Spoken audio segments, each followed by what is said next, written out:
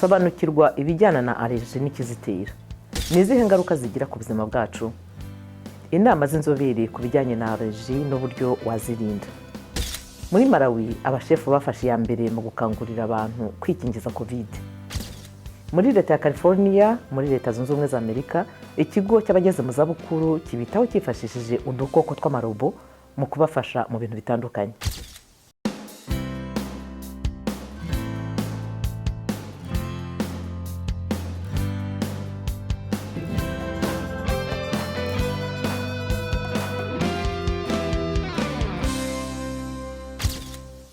Ndabaramukije, ikaze mwese mu kiganiro Bungabunga Ubuzima. Mugitegurirwa n'Ijwi ry'Amerika, mukakigezwaho nanjye Eugenie Mukankusi. Niba ugira allergie, ntugire ngo uri wenyine. Inzobere zivuga ko abantu babarirwa muri za miliyoni ku isi hose bagira za allergie.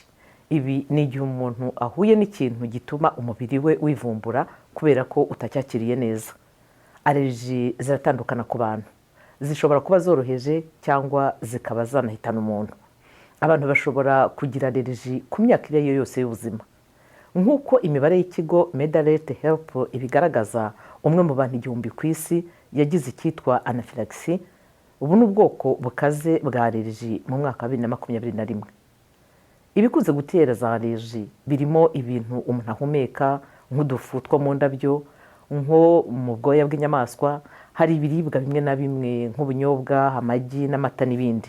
Hari kandi no kurumwa n'udukoko, kauchu, imiti yo mu bwoko bwa penicilline na antibiotique zituruka kuri uyu muti.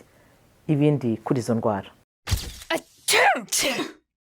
Kwitsamura, kuzana ikimyira kenshi, kuribwa amaso no gufuruta ku ruhu, byose byaba ibimenyetso byo kwivumbura k'umubiri kuzwi nka allergie.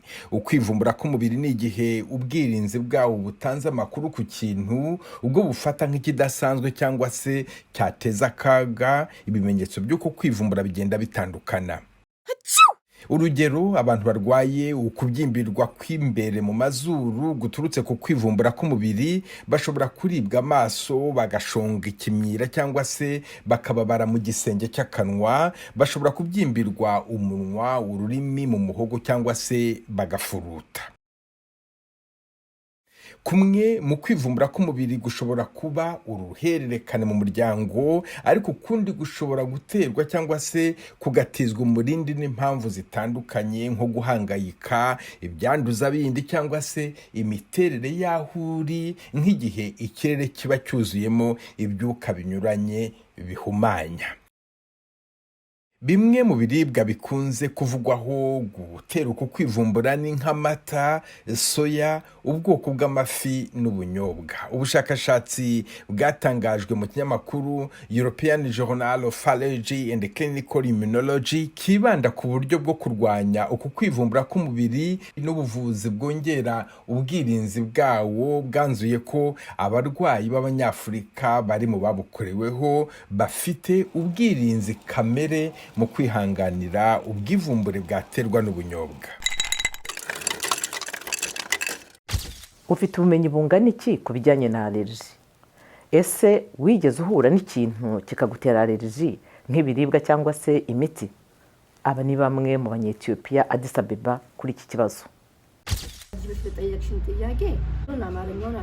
Sinzi uko allergie yitwa mu rurimi rwacu, ariko iterwa n'ibintu bitatu. Icya mbere ni igihe umwanda uba ugeze ku ruhu rwacu. Icya kabiri kiyitera gishobora kuba ibyo turya, nk'ibituma twumva tutameze neza. Impamvu ya gatatu ni uguhumeka. Nukiwe n'ikintu kibi cyangwa nkahumeka ivumbi, ndakorora, nkitsamura, n'amazuru agahita afungana. Abaganga bambwiye ko ibyo bituruka kuri allergie. Numvise abantu bavuga kuri allergie ariko sinzi icyo ari cyo. Mpita numva ari icyorezo iyo bavuze ijambo allergie, ariko sinzi ibigitera. Allergie ziterwa n'ibintu byinshi. Nzi ko hari izibasira uruhu. Nkimara kubyara numva ndibwa umubiri kandi sinzi ikiba kibitera. Sinzi niba biterwa n'ibyo nariye, ibyo nanyoye, cyangwa bigaterwa n'izindi mpamvu. Mbona n'uduheri duto dutukura ku mubiri. numvaga abantu bayivugaho ariko sinzi icyo ari cyo. Numvise ko ari uduheri tuza ku mubiri rimwe na rimwe tukaba twateza ingaruka ku mazuru no ku munwa. Nibwira ko iterwa n'uko ikintu kidasukuye cyangwa cyanduye gikoze ku mibiri yacu.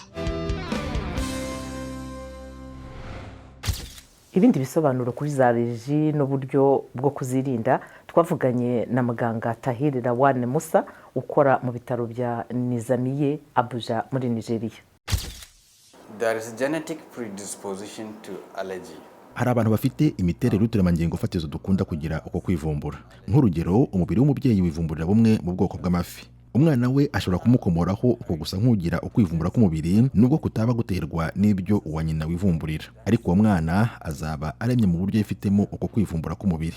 Rero bigira aho bihurira n'uturemangingo fatizo, aho usanga uwo muntu akunda kugira ukwivumbura k'umubiri kwihariye. Ukwivumbura gushobora kuba ikintu gisanzwe, ariko wa muntu akaba asanzwe aremye ku buryo umubiri we ukunda kwivumburira ibintu. Muri rusange, gusuzuma indwara yo kwivumbura k'umubiri byamye bikorerwa kenshi kwa muganga. Urugero, igihe cyose ngeze aho mpura n'ivumbi nitamura inshuro 18. Aho rero icyo muganga azagerageza gusuzuma ni ukureba niba hari aho bihuriye no kwivumbura k'umubiri. Aho niho hazava kumenya niba uko kwivumbura kwaba gufitanye isano naryo. Umuntu ashobora guterwa ukwivumbura k'umubiri n'ivumbi. Mu gihe hari kimwe mu byo ukeka kibitera, muganga azakoresha isuzuma ryihariye bityo abashe kumenya inkomoko, kubera ko amahitamo ari muri za miliyoni nyinshi cyangwa miliyari. Mu gihe udafite itsinda ryihariye ry'ibikunda gutera iyo allergie runaka, ushobora kutabasha kuyisuzuma. By'umwihariko iyo uvuze kuri Afurika, menshi mu matsinda y'ibisuzumwa akorwa aba ari ingenzi ko abagizwe n'ibyiganje aho iryo suzuma ryakorewe. Muri Malawi, nyuma y'imyaka hafi 2 hari icyorezo cya COVID-19, 7% gusa by'abaturage nibo kugeza ubu bakingiwe iyi ndwara. Abakuru b'imidugudu baragerageza kubihindura bashakisha uburyo abaturage bashishikarira kwikingiza. Inkuru ya Ramek Masina muri Malawi. Inama zihuza abantu benshi n'ubukangurambaga urugo ku rundi ni bumwe mu buryo abakuru b'imidugudu muri Malawi nka John Sanganiza bakoresha mu gukangurira abaturage kwikingiza. Abakuru b'imidugudu bakuraho urujijo ku mpuha zivugwa nko kuba ngo rutera ubugumba cyangwa ko rwaba ari gahunda ya leta yo kugabanya umubare w'abaturage mu gihugu. Bavuye mu 1000 yaguti kumano mba urugero rw'uko hari imiti igabanya ubukana bwa virusi yongera igihe cyo kubaho ku barwaye indwara zidakira. Leta iba yarashatse kugabanya umubare w'abaturage bapfa, yaba yarakoresheje iyo miti igabanya ubukana bwa virusi, kandi kugeza ubu abantu benshi bayifata bakabaho. Abakuru b'imidugudu baherekeza abaganga aho abaturage bikingiza COVID-19 ku bushake. Ibyo biri muri gahunda za porogaramu y'umwaka wose iterwa inkunga n'ibiro bishinzwe ibikorwa by'ubutabazi no kurengera abaturage mu muryango w'ubumwe bw'Uburayi. Ihuriro ry'imiryango 6 itegamiye kuri leta irimo na Gol Malawi rirakangurira abaturage kwitabira inkingo mu bice by'icyaro bya Malawi. Mu karere ka Chef Pasani, hafi 1/2 bahatuye ubu bamaze kwikingiza. Enero ndabayisagaremera ifwa bambuye boni magana kuri bayisagaremera ifwa jazimena ntamangu. Namaze igihe kinini naranze kwikingiza kubera ibyo abantu bambwiraga ko inkingo zizangira ingumba. Nk'umukobwa rero nari mfite ubwoba bwo kutazabona abana, ariko naje gusobanukirwa ko atari byo kubera ko hari abagore bikingije kandi barimo kubyara.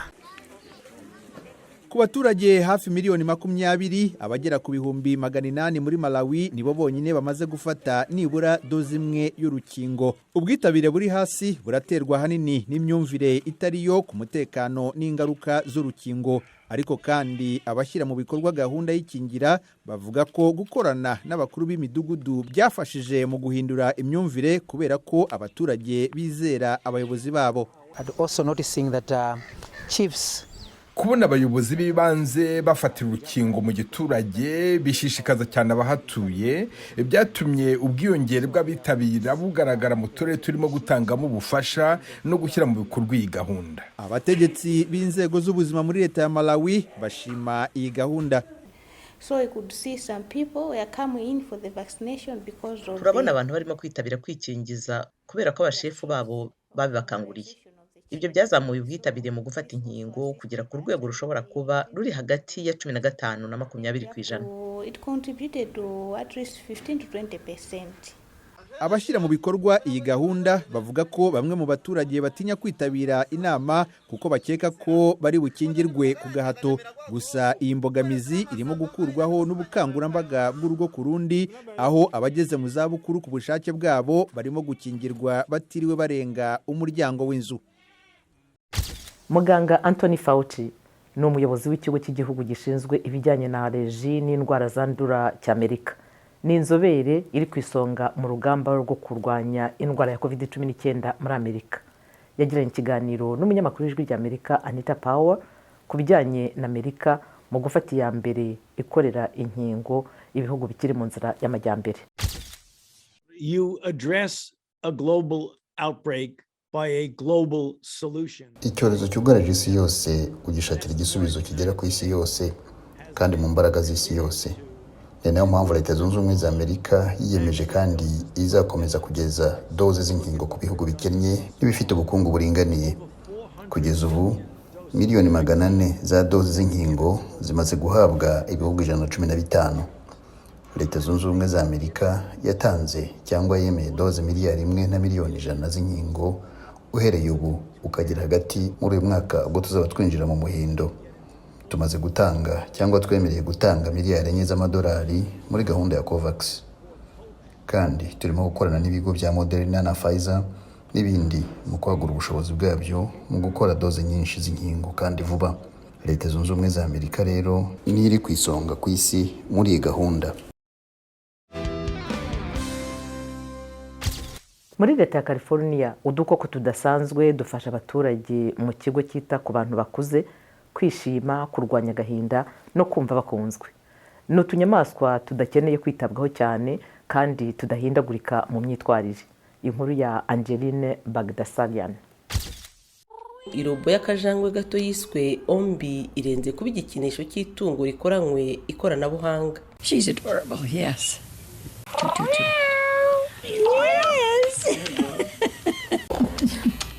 Ikigo cya Laundry Garden cyita ku bakuze muri Leta ya California gicumbikiye abageze mu zabukuru barwaye indwara zo kwibagirwa. Rero izi robo z'injangwe n'imbwa zisa neza zibabera ikirenze inshuti. Abayobozi b'ikigo bavuga ko ari n'umuti ufasha abageze mu zabukuru kurwanya kwiheba no guhangayika. Our unit is a memory care, so we do use them. Bamwe bafite ubumuga bwo kutabona mu kuzikorakora niho bagenda bazamura ubushobozi bwo gutandukanya ko ari inyamaswa. Abashya bakiza baba bahangayitse, mbese kiba ari igihe kibagoye kuko baba bahinduye uburyo babagamo. Natwe rero tubasha kubaha icyo bashobora gukoresha mu kugabanya guhangayika bidasabye gukoresha imiti. Aya matungo asa neza nk'aya nyayo. Bamwe mu babaha bavuga ko byoroshye kwibagirwa ko atari aya nyayo. He is a beauty. I love him. Woofy is his name. You like the name? Real animals have to be. Atungo ya nyayo asaba kuyitaho, agomba kugaburirwa, ugomba kujya kuyavuza, ukayajyana aho yituma, mbese uba ugomba kuyatoza. Ubu rero n'uburyo bwo kuyasimbura kandi nabwo butanga umusaruro. Alternative that are still interactive. Akarere ka Orange muri California kaguze bene izi njangwe n'imbwa 200. It's a home-like setting.